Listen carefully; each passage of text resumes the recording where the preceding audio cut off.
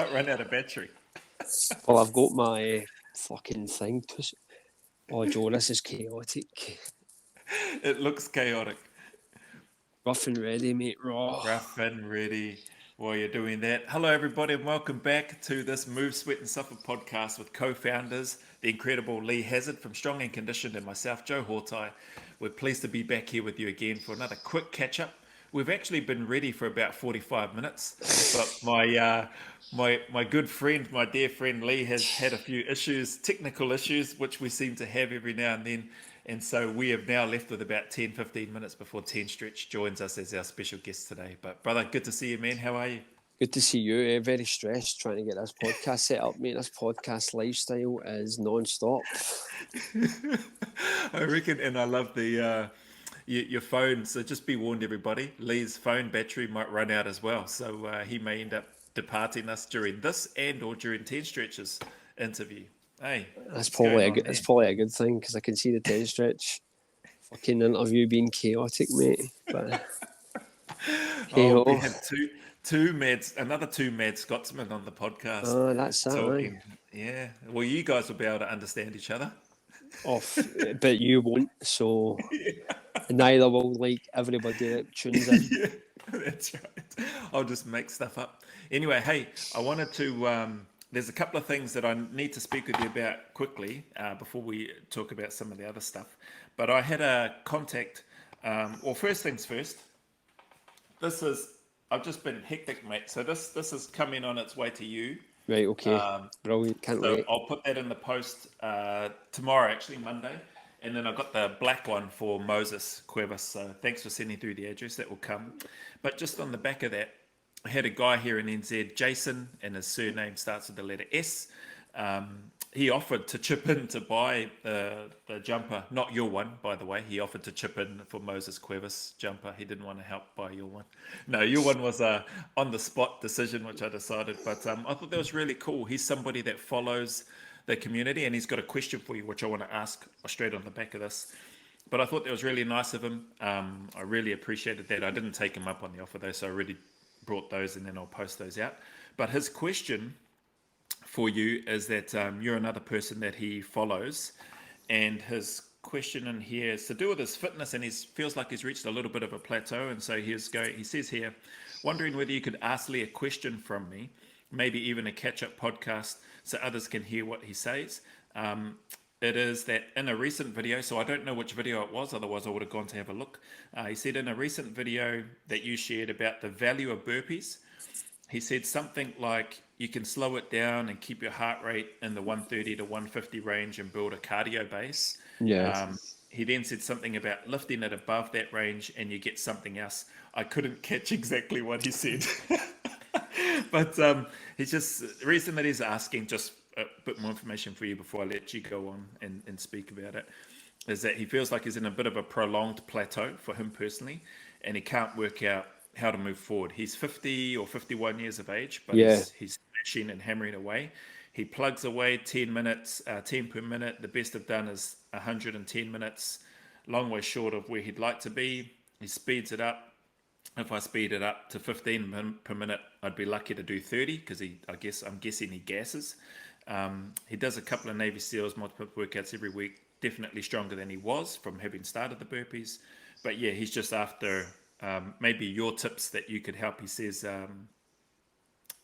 you're probably, he views you as somebody that seems to have quite strong and sound technical knowledge regarding fitness, strength and conditioning, which is obvious from your 20 years, which you talk about. I've been tempted to reply to him to say, no. You should have told him that. But no, if you can share your thoughts and maybe give Jason some tips and advice on what he might be able to do or try. Right, okay, so to elaborate on the first part of that question with regards to what I was talking about with heart rate, the point I was trying to make was that you can elicit two different responses if you manipulate your heart rate and the duration you work within those target heart rate zones. So, for example, if Jason wishes to build a big aerobic base, which is probably what he wants to do at this point if he's plateauing, he wants to keep the speed down a little and ensure his heart rate is between, say, 120 beats per minute to 150 beats per minute. What that's going to do is it's going to build his aerobic base. I don't want to get into the science of it because I don't feel comfortable talking about these things because I don't want to get called out if I'm not getting the specifics right. However, I am under the impression that what happens then is the left ventricle of the heart increases in size, which allows it to pull more blood and send more blood around the body. And what happens over time is your resting heart rate comes down. So with that in mind, that if we can keep our heart rate in that zone, we are building engine size. That's the analogy I'm going to use here. Okay? Okay. Now, if we build engine size, we've got a bigger engine. We've got a bigger gas tank. However, if we go above 150, we then start to focus on brake horsepower. So the power of, it's like, there's cardiac volume and then there's cardiac arrest output. So basically, like what I think happens is that instead of that left ventricle getting bigger, you're increasing the ability of the heart to beat, the strength of those beats. That's the way I would word it. So it becomes brake horsepower at that point once we go into that anaerobic zone. If he can start to utilise both of them, he's going to create a stronger response to his heart overall. And that's a method of training I would suggest that Jason does 3 times a week. Particularly the keeping his heart rate within 120, 150 beats per minute. And so what you do is you can apply this to any cardio activity. If get a heart rate monitor, like a chest strap, they're really accurate. And if your heart rate drops below 120, it's time to speed. If your heart rate goes above 150, it's time to slow down the burpees. So it becomes a game at that point. Like think about like 2 levels, and you've got a wee ball in the middle, just going from one side to the other side. Yep. You want to keep that, keep it in there. If it goes out, you then must pick the correct response to get it back in there. So if we're going up too high, slow it down. If we're going down too low, speed it up. And duration? Sorry, go please. 30 minutes minimum. 30 minutes minimum. 30 minutes minimum. If he wants to build an aerobic base, then he should be looking to go longer. Yeah. So he wants to go 30 minutes minimum, 60 minutes maximum. Cool. And if I was going to program that, I would do it 3 times a week for 30 minutes. Then I would work my way up every week by 10 minutes until I can do 3 sessions at 60 minutes long. What to then do is because no one's going to do 3 sets of burpees a week for 60 minutes long, and most people aren't. What I would then do is I would then cut it back down to 30 minutes to maintain what I had just built. So that's going to maintain the engine size at that point. Nice. Awesome. You're a lot smarter than I thought. Do you know what? Like I said, I've probably got some of the science and the biology wrong there. I'm never entirely confident talking about these things because it's not my forte. And I'm sure some pencil neck scientist geek might just chime in and say, well, it's actually this response. But do you know what? You're just splitting hairs at that point. Just focus on the heart rate, keep it within the certain parameters, and you'll see the magic happen. Awesome. Oh, that's great. Thank you for answering that. I know Jason will appreciate it. Yeah, thanks for asking, Jason. And he'll get a lot out of that. So that's cool. That's that part. Next part I want to speak with you about, because we've only got a few minutes left. Actually, there's a couple of things. We might not get to all of them. Yeah. We'll come to Burpees Ikram's podcast after this. But I just wanted to mention and shout out how good's it been seeing Derek Towers after his surgery. Guy is moving really well. I don't know if you've seen him cracking out back into doing his burpees and stuff again after that massive surgery behind his knee, and then the drain bag or sack that he had that was draining the fluid out. Now he's moving, but that's been great to see. Hey, have you followed or have you seen some of his stuff recently? Yeah, I've seen a couple of his videos, and it's good to see that he's back on the recovery. His doctors are probably going absolute apeshit watching him. thinking, Jesus Christ, and you know what medical insurance is like in America? Probably cost about $18 million just to get rid of that ball sack that was in the back of his leg. Crack up. But it highlights to me the value of being consistent in the work. You know, like what Jared Miller's mentioned about, like what you've spoken about, like what I think people within the community, you know, turn up, be consistent. You have some good days, you have some pretty crap days. But man, just seeing how quickly it's for me, it's hard to imagine that he's just not long come off surgery with that massive blink and sack behind his knee collecting fluid. So great to see. Yeah. Who else has stuck out to you recently? Because it feels like ages since we've caught up. Just in terms of, I guess, the community that you've seen them do something that has stuck out to you, or they've dropped off the radar and now they've come back. Anybody come to mind? Like, listen, Joe, to be brutally honest, right, I have went into a lockdown over the last week, mentally and physically. And my burpee world has kind of just taken a shrunk a bit. Yeah, I've kind of been keeping away because I wouldn't say I went into a dark place, but like I wasn't really feeling it this week with the burpees. I was catching snippets of things. Explain why. Just because I was mentally and physically destroyed after that 2,500 burpees event. I picked up a couple of injuries. My back has only started to heal today. It's the first day where I've been able to get up off my couch and not look like fucking Rip Van Winkle. A Grandpa Joe for Charlie and the Chocolate Factory. Getting tossed out of the nightclub. Yeah, but I mean, like supermen like you who never get injured, you obviously can't like empathise with us. But when you suffer, when you do numbers like that, it genuinely messes with your head. I bet it does. And I was like, I'm not doing a burpee for a while. I don't know when I'm going to train, and I didn't want to watch these videos because I was getting quite angry. I had Sam Throssell constantly texting me his workouts. Look at this workout I'm doing. And I had to say to him, Sam, stop it. I don't want to talk about workouts, mate. I can't work out. So if I can't work out, I'm not fucking talking workouts, mate. It's not happening. So you were angry? You were quite angry? Well, no, I wasn't angry. Like, I mean, but I was angry with myself because I was thinking, right, I did it for a good cause, but I thought I'm not fucking doing this again ever. There's nothing to gain from that other than a mental endurance lift, and like maybe I can use it. No, never again. Maybe I can use it as a platform to work harder, knowing that I've accomplished an extremely high number. But the payoff physically and mentally was brutal, and if I ever do something of that nature again, I'm going to have to figure out how to recover. I mean, when I finished those burpees, the first thing I did was skedaddle out of the house into my car, and I went to the local Chinese restaurant to pick up a meal for me and my wife and my son.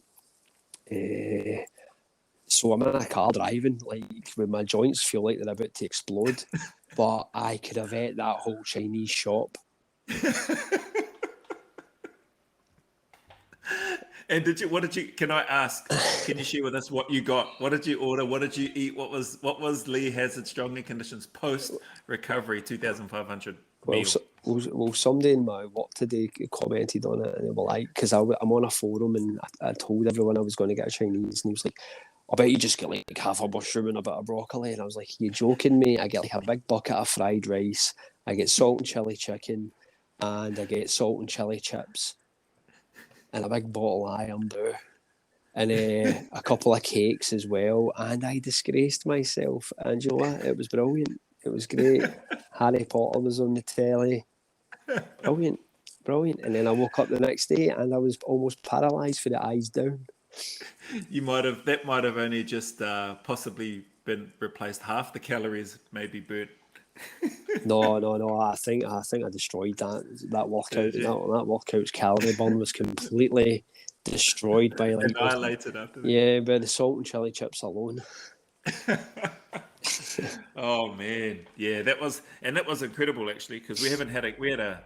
I was just thinking we only spoke about this in the last catch up before Yeah. you did it. So now, and look, 10 stretch isn't on there, so let's delve into that a bit more. Um, so what did you discover? Did you discover anything? Learn anything new about yourself, Yeah, or you're apart right. from the aches and pains? I learned that I'm an absolute lunatic. I learned that I'm when I've got a number in my head, I'm getting there. Like I was actually quite shocked at how single-minded I can be when it comes to doing these things. But then I had the stress. There was a stress on me with like people donating cash, me telling everyone I was going to do it. So these like things were used by me to spur me on to these numbers. Listen, anybody can do 2,500. It's physically possible. You could crack that out tomorrow, Joe. Easy. But if you get 5 hours time to do it, have you got like the mental endurance to like sort of like just go through that dark place? Have you got the pacing strategy? These are the things that I kind of learned. Just learning with my body, the extreme punishment I can actually put my body through.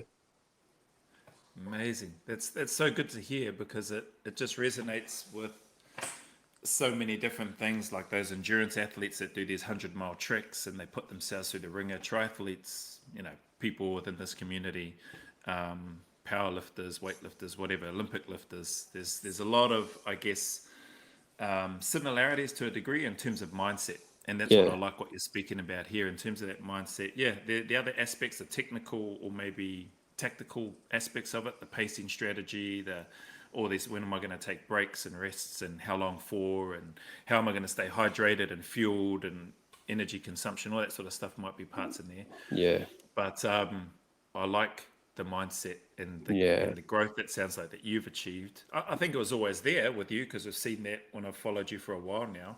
But definitely, this has taken it to another level. It sounds like to me is what I'm Yeah. hearing from you. Well, like there was something that was really interesting. I spoke about this in one of my live videos. And there was at one point where Michaela came in the house and she brought the kids in and she was like taking them upstairs to give me time to try and complete a few more hundred. But she had to come down and use the living room at some point. I couldn't like commandeer the whole house. I was prepared to go up to the burpee then, right? So I've done 1,700 burpees, okay? And then I've had to go upstairs. And then when I went upstairs, like I've got a dehumidifier in the house and I've had to move things and I've had to move a clothes horse. And I'm thinking to myself, I've just done 1,700 burpees and now I'm performing housework. And I'm not even thinking, I'm knackered. I'm done in. I'm thinking, I need to keep going and I need to move all this stuff. Do you know what I mean? It's the way the mind Yeah, works when it comes to yeah, this sort of thing. Like if you've got that number in your head, every number before that doesn't matter. yeah. You don't care if you get to getting to 2,000 burpees is an accomplishment, but it wouldn't have been an accomplishment for me. It would have been total failure. That's another thing that drove me on, the fear of failure, the fear of looking like a complete loser in front of the eyes of people that were watching and people that had donated money. This was just spurring me on. You need these external factors. Definitely need these Powerful. external factors if you want to go past the point. If you want to go into hell and back, if you're going to do 1,000 burpees, and by the way, 1,000 burpees is a warm up to me now. All right, but if you want to go past 1,000 burpees, man, you need external factors as well to take you there, and you need to find those external factors. Excellent. Well, yeah, definitely that external factor for you putting it out there creates all of that because then you got that added weight and stress and fear, as you mentioned, and those can be powerful things, or they can be things that where maybe they don't affect people in the same way, which we'll speak about with 10 stretch in his first attempt at 500 and his in his conversation with us. But Oh, it's I great to can't hear. wait for this. That's awesome to hear. Anything else, mate, you want to share about that whole experience? And actually, can I ask, if it's all right, how much were you able to raise, I think I funds raised. wise? I think I raised about between 1,700 and 1,800 pounds. Oh, that's awesome, man. Yeah, I was That's very wicked. surprised by that. I was very surprised by that. I think I'm actually in the top % of Just Giving Yeah, for that that's month right. as I was going to well. ask. Yeah, Yeah, because I saw. I think it might have been one of your posts on Instagram or Yeah, wherever yeah, it was, yeah, and it had yeah. yeah, that's where I saw it. Yeah, that's awesome. In the top 5%, and what a great amount. Worthy A- cause. Absolutely, absolutely. I Massive see. To be respect honest for with you you, for like doing that. I've got that. Like we all have a wee bit of imposter syndrome within us all. And to me, I'm thinking, am I kind of like, it was 2,500, like, was that a big enough number? Are people just blowing smoke up my backside? You know, you get that feeling of like, when you question yourself and think, am I worthy That was of huge, the bro. credit that I'm getting for people for this? Yeah. So these wee kind of things come into your mind as well. Just It's, listen, it's listen. mental. It's a compliment. Just take it. I Just take know, it, I all know, right? I know, I know, I know, but it's that Scottish cynicism. Like, I don't deserve this. Well, give yourself 10 good uppercuts and then Maybe you should and give me the just 10 take good it. uppercuts and put me in hospital, mate. You just take the compliments, mate. That was huge, massive respect. So, Thanks very much. I'd be surprised for anybody to like you mentioned, made me laugh and said, you're not null and voiding this one." Oh, mate, if you'd have I was null and supposed to put in voided there. that, mate, if you'd have null and voided that, I would have flew over to New Zealand and put you in hospital, mate. No, I wasn't null and voiding that one. That, you know what, that thought didn't even cross my mind until you put that comment in there. It's like, oh, actually, Yeah, the null and void seems to be a distant memory, but you know what? Sometimes it might rear its ugly head again. that's right. That's right. Well, it reared its ugly head with 10 stretch, didn't it? So, he's still What not time on here yet, stretch? mate. What And he's time is late. it? Right, no It's problem. I think. after 9, but that's all Right, right. okay. Well, no, I think he's waiting for We me can to run. text him, but Oh, well, I think that'll do for here and now. And this catch up, what do you reckon? yeah, no problem, man. So, like, I've enjoyed myself. I'm just ashamed we never get Yeah, to talk about all the things you wanted to talk about, but I'm sure we can do that yeah, we'll next do it. week's catch up. That's right. That's right. We'll do it next week, and we'll go from there. So we'll wrap this one up. So that's our catch up here, ladies and gentlemen, on this Move Sweat Suffer podcast with co-founders Lee Hazard, Strong Conditions, and myself, Joe Hort. I hope you've enjoyed it. Thank you very much, everybody, for your support. And what we should have mentioned at the start was Happy New Year to everybody. Apologies for that. Happy New Year from Lee and I to everybody that might be taking the time to listen.